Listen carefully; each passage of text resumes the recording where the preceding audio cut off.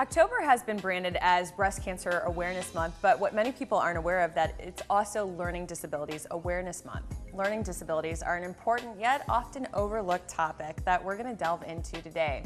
If you're a parent of young children or adolescent children, I encourage you to watch. So please stay with us next on City Corner.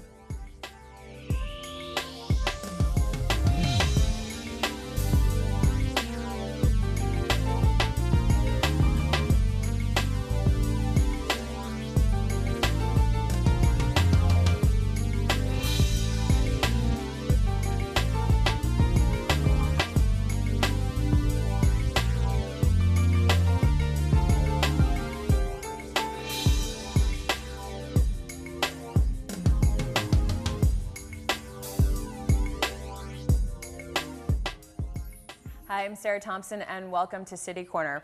October is Learning Disabilities Awareness Month, and today we're going to discuss what parents should look for and signs they should keep an eye out for if they think that their child might have a learning disability. And we're also going to discuss what you can do as a parent if your child does have a learning disability.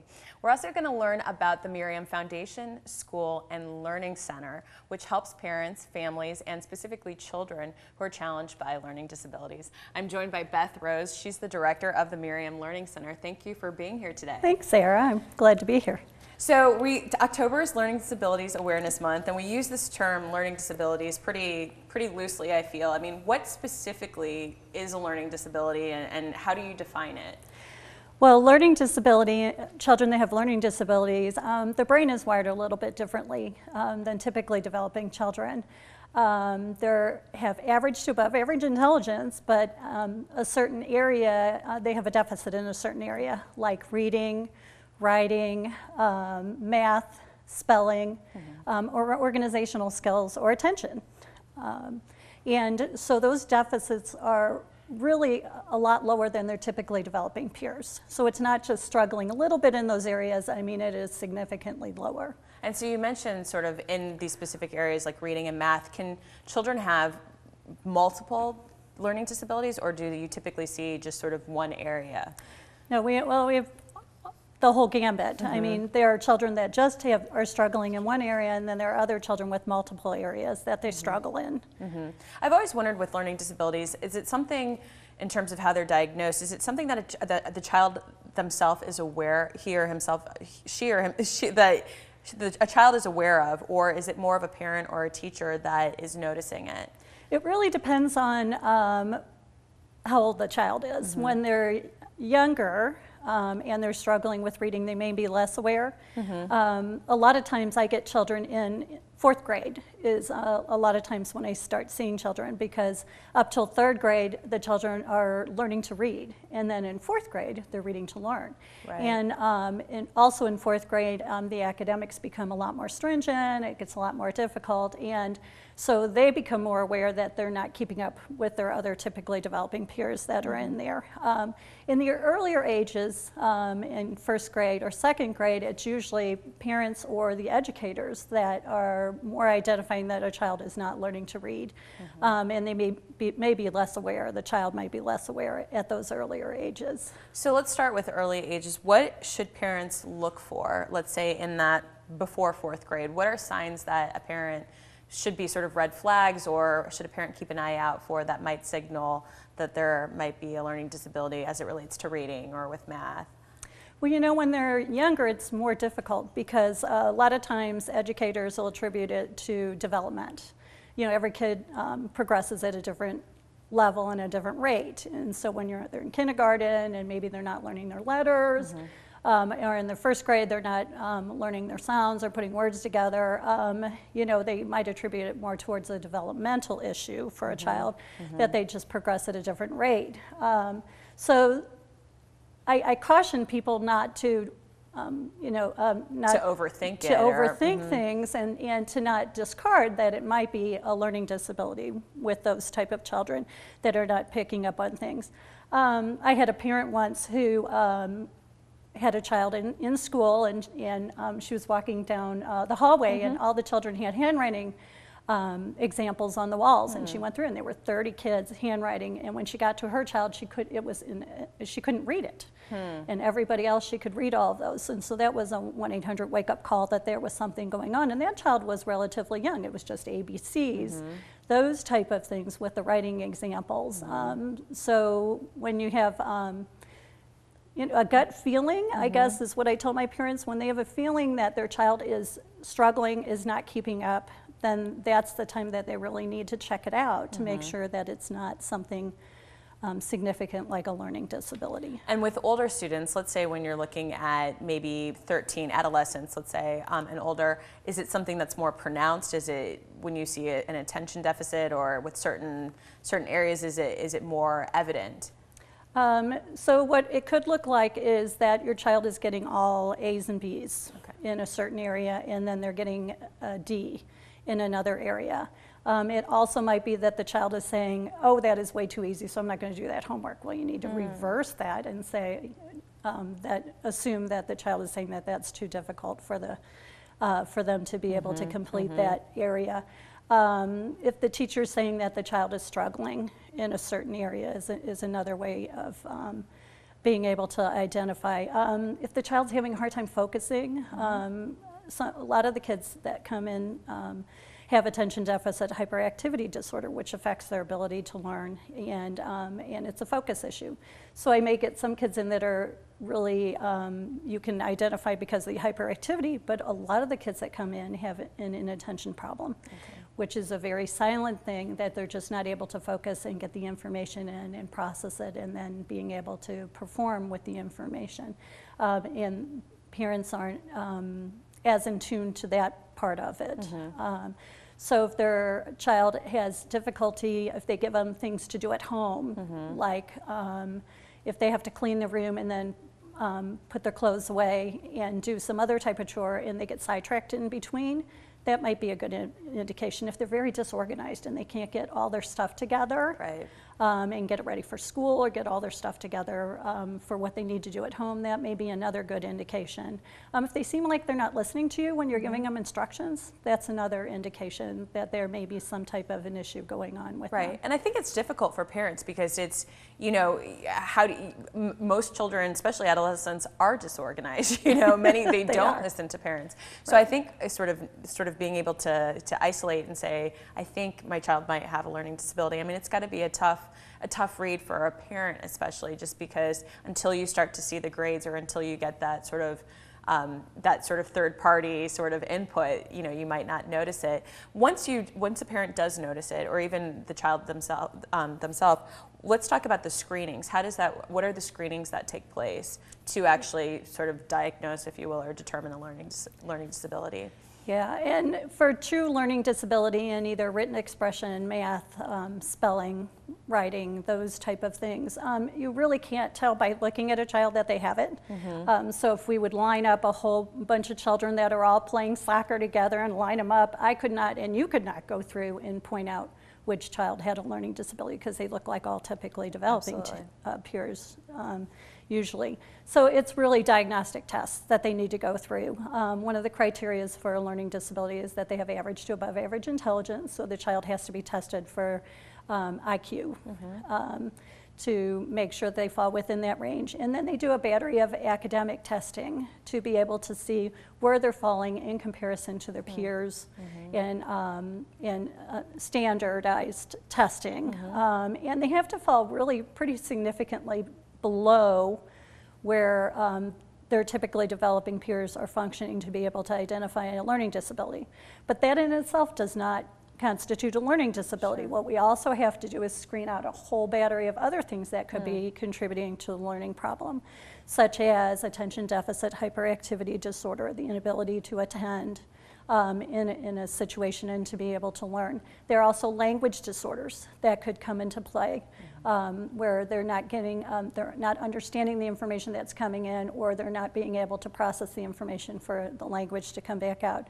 We have things like that going on. We also have what we call sensory integration disorder, where children's neurological system is different than other children's, and it creates difficulties in learning. So things like anxiety and depression also need to be screened out. So you can see kids are really complex. Absolutely. And so it really is professionals that have to take all of those pieces together to be able to come up with exactly what's going on with this child and why they're not learning and why they're struggling in school. I want to talk about stigma for a moment, just because even when we say learning disability, I mean, to use sometimes the term disability, it has this sort of negative connotation to a certain extent. I mean, do you find a lot that parents or the students that you work with, that they feel a sort of shame or that there is a stigma attached to the learning disability, or do you feel that we're sort of overcoming that as a society? I think that, especially for children, that they don't like to be different from other children. And so I think it is very difficult for children with any type of a disability to come to terms with that. And I think also for parents. I mean, when your child, you know that your child's struggling and that they have might have some type of a disability, I get a lot of parents in my office that are very upset and they're very afraid, because they have this vision of what their child would look like down the road, and when you say the word disability, then they kind of freak out and they're afraid that their child may not have the same future that they had envisioned. But the outcomes are great for kids with learning disabilities if they get the type of interventions that they need through the resources that they have, and I think that helps. Yeah, no, I think that, you know, for so long we've learned so much more, I think, about learning disabilities, and I was going to kind of get into some of the statistics that I've read, where in many ways there's more diagnosis, there's an increase in the diagnosis, but I think at the same time that knowledge and that availability of the knowledge about it really helps, you know, helps people's understanding of it. Would you agree with that? That the more we've learned about it, it's sort of helped decrease the stigma? I think especially with some of the diagnoses like the attention deficit hyperactivity disorder and autism, I mean, the number of children that are getting diagnosed with those type of conditions nowadays are much more frequent. So I think that the stigma has decreased a lot. I think there's a lot more normalization within the classroom, especially with pull-out and pull-in services, that has become more of a natural environment for the kids, and it's like no big deal that they have to go to a resource room to be able to get assistance with their reading or their math, those type of things. So I think the stigma is a lot less. I always worry about the child's self-concept and how they feel about themselves, because when they know that they're struggling, that they can run into those type of issues. And so I think when you deal with the child, you just can't deal with them on an academic level. You have to deal with them all encompassing, and remember that they are definitely, you have to work on their self-concept too. Well, what we're going to do is we're going to take actually a short break, but when we come back, we're going to talk about exactly that, how to deal with it, and specifically what the Miriam Learning Center and school does. So if you're at home and you're watching, you want to learn more specifically about resources right here in St. Louis, specifically in this case, the Miriam Foundation School and Learning Center, please stay with us, and we're just going to take a short break.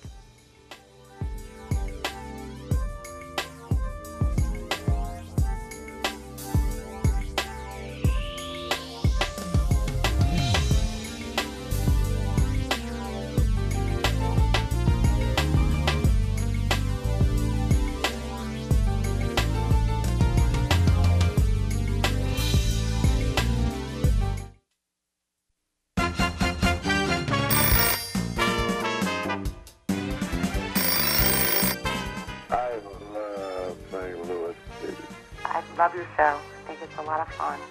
I love the show. I watch the show every night. You have great guests on there. I enjoy watching the best of the STL. I love the show, and I love to watch it all the time. Thank you very much. I just recently started watching the program, and so far I have really enjoyed it. It's wonderful what you do with the kids or anything, and putting St. Louis on the map. Hi, I really like your show. Hi, I love your show. I watch it every day, every time you come on. I love your show. We may get to enjoy retirement, but our old cell phones shouldn't. Recycle them. It's easy, it's free, and it's good for the environment. Hi, this is Richard Garn. Please answer the call to recycle. Yo, what up? It's your man Nelly, and you watch STL TV. Experience the Lou all day.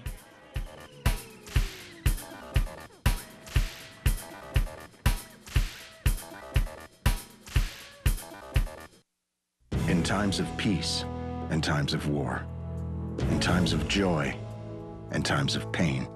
We need them, they need us, and we need you. The USO, until everyone comes home.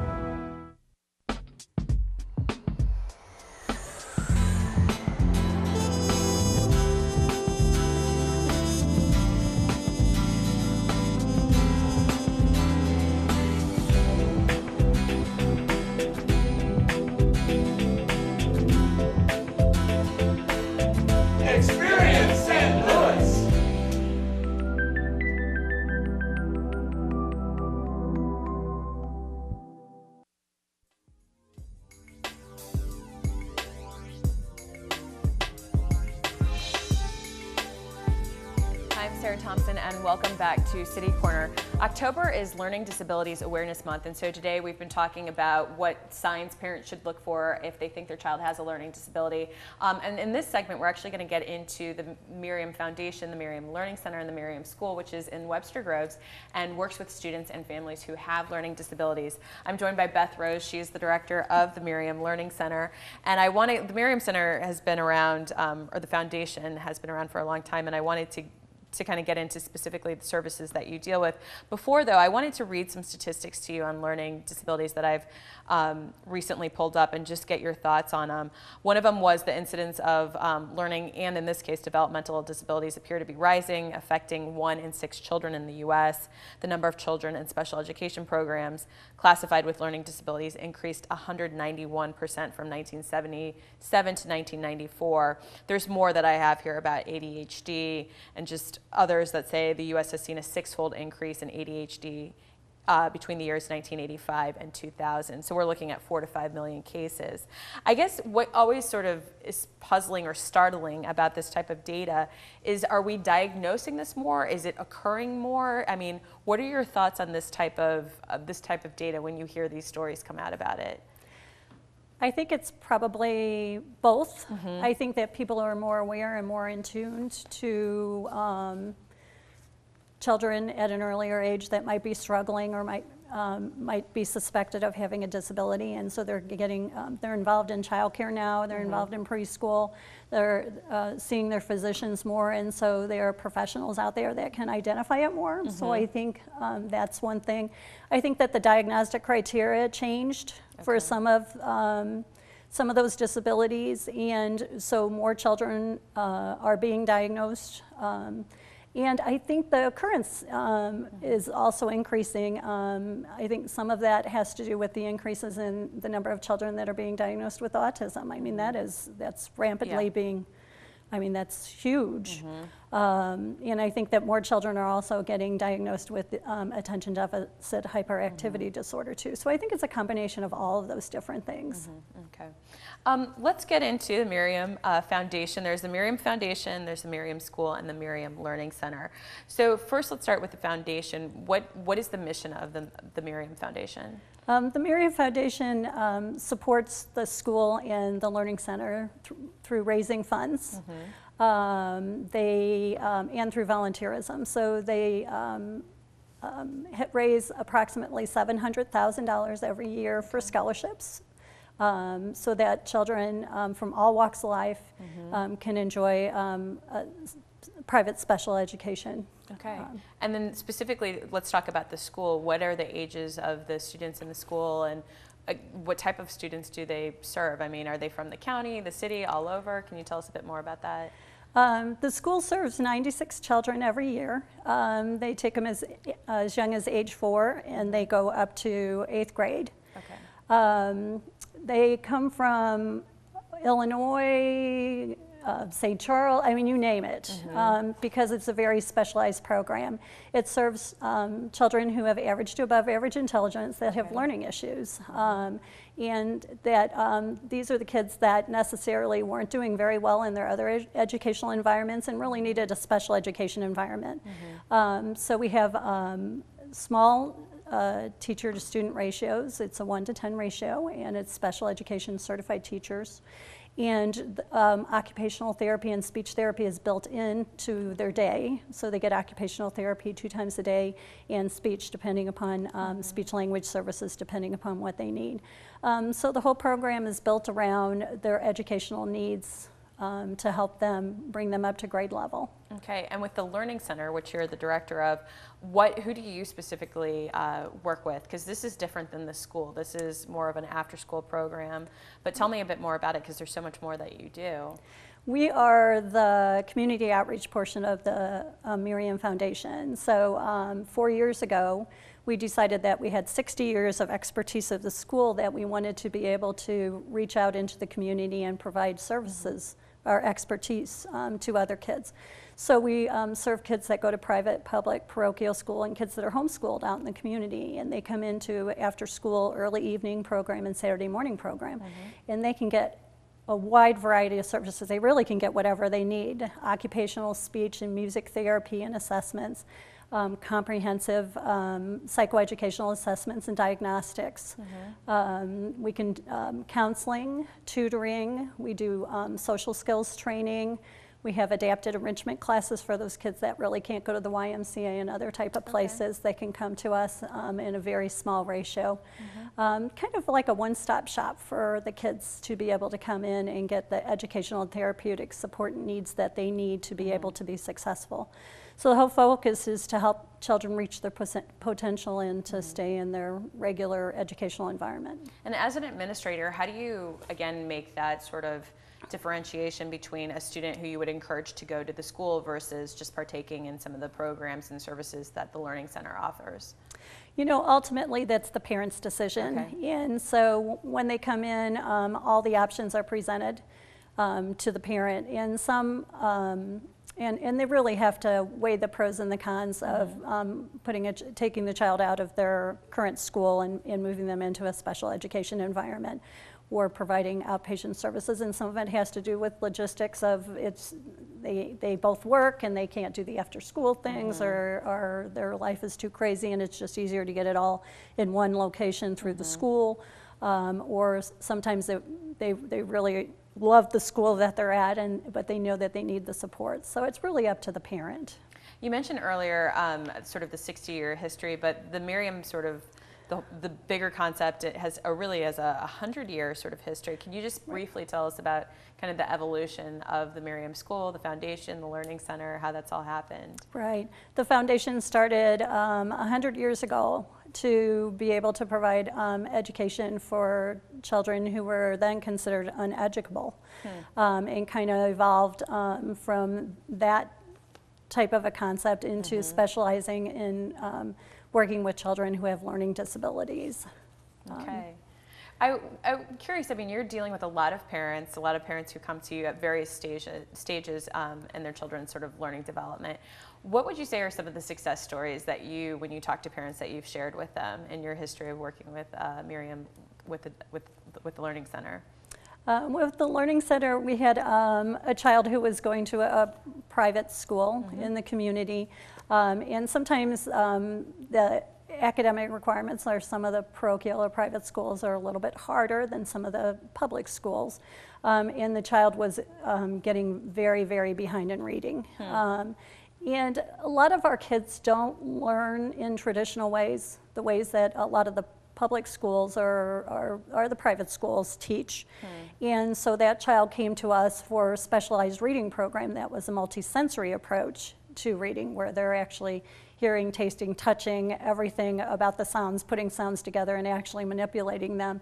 And within a year and a half, he was able to be up to grade level with his reading, and didn't require any special education services after that.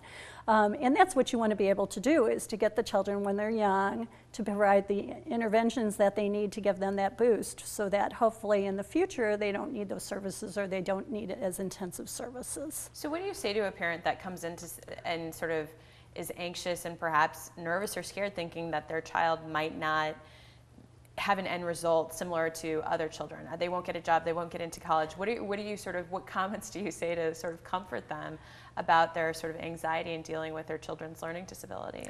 Well, I think I normalize it, because almost every parent that comes in has those same types of feelings. And so you want your viewers to know that those feelings are valid, that they have those type of concerns. But then I'm also able to share that there are kids that from our school that have gone on and they have finished college and have moved on and have very successful jobs. I mean, school has been in existence for 60 years, so we have a lot of kids that have graduated that have been very successable. And it just depends on the child's capabilities of what they're going to be capable of doing. And with the right interventions, then maybe that vision that they have, they can continue with that vision for their child. Is there anything new going on at the school or the Learning Center that you wanted to share with us? I know I read that you have a new sort of playground, and I think there was a gym built, but talk about some of the new developments that some of the fundraising efforts have allowed to put these things in place. Yes, our school 3 years ago was having to hold gym out in a little foyer and a small little room that coupled as a lunchroom. And so our board of directors and some wonderful donors decided that we really did need a gym for these children. And over the past year, several $1 million were raised from our great supporters, and we were able to build a gym and move our existing playground also. It's a beautiful facility. Yeah, no, that's well wonderful. used. And is there anything else before we wrap up here that viewers at home, I mean, we've talked about what parents should look for, but if people are interested in supporting the Miriam Foundation, what are some opportunities for them to do that? We definitely can use volunteers. We have the Switching Post, which is our secondhand shop that people can come in and volunteer their time. All the proceeds from that go to support the programs at Merriam. They can donate to that also. Any nice treasures, furniture and things like that.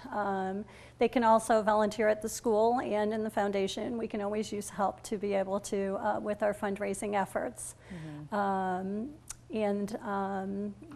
They can also donate. I mean, you know, our children are our future. And, absolutely. A lot of children cannot afford our school, and so scholarships are extremely important for them to be able to come. All right. Well, Beth, thank you so much. We have a graphic up. We have a full screen graphic that has information for you. If you're at home wondering how you can help, if you can volunteer, or if you have a child that you think may have a learning disability and you'd like to contact the Merriam School, we have that information all for you. So thank you so much for sharing this information. I think it's pretty invaluable, and I know a lot of parents are thinking about this as they raise their children. So thank you for being here. Thank you very much. All right, and thank you at home for watching. You can find more information on our website at stltv.net, but please keep it locked right here on STL TV Experience St. Louis.